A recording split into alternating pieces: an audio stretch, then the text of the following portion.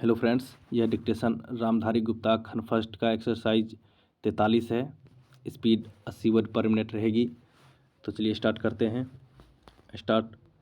माननीय सभापति महोदय, मैं आपका बहुत आभारी हूँ जो आपने मुझे इस बिल पर बोलने के लिए समय दिया है।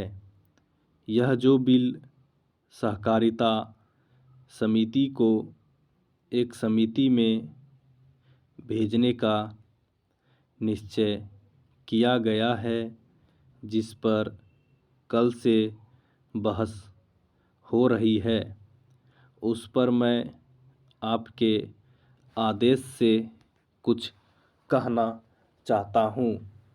श्रीमान, इस बिल को देखा जाए तो यह समझ में आता है कि यह कोई नया बिल नहीं है, बल्कि जो सन 1912 का कानून है उसी की लाइन पर बनाया गया है और कोई नई बात नहीं रखी गई है।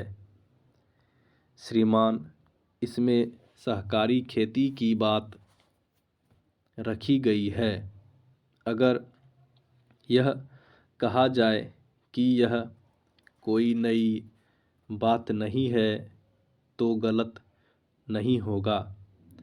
जहाँ तक सहकारी खेती का संबंध है तो उसकी तरफ जनता और विशेषकर किसानों का बिल्कुल कोई झुकाव नहीं है और उनका झुकाव न होने के कारण उन्होंने उसे उस सीमा तक नहीं अपनाया जितनी सरकार को आशा थी।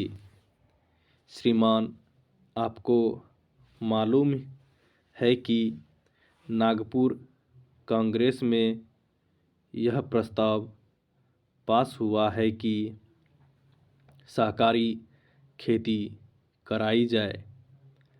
पूरे देश में इस समय इसका जोर चल रहा है और इसको लाने के लिए ना मालूम इसके कितने रूप रखे गए हैं। यह कहा गया है कि इसके अंदर कोई जोर नहीं है।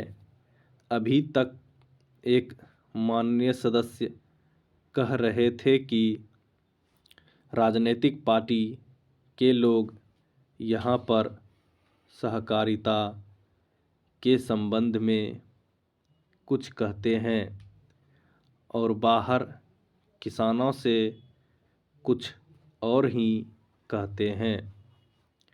वे किसी से यह भी कहते हैं कि तुम्हारी ज़मीन छीन जाएगी। मैं यह निवेदन करना चाहता हूँ कि यह जो कहा गया है और किसानों के अंदर जो भावना पैदा होती है वह इस बिल से साफ स्पष्ट होती है कि वह गलत भावना नहीं है।